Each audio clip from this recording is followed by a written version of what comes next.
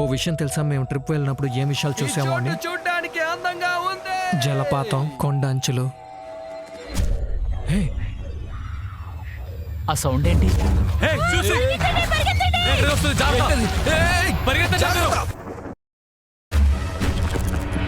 నేను ఒక రూపాన్ని చూశాను, నాకు అది కనిపించింది. ఎవరో గమనిస్తున్నారు.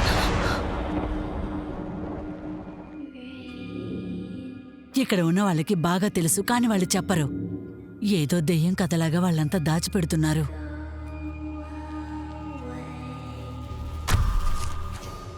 మేం వాళ్ళని ఇబ్బంది పెట్టడం లేదు,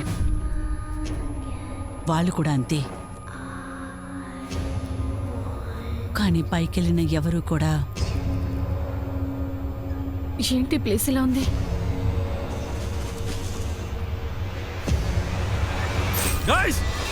తిరిగి వచ్చిందే లేదు.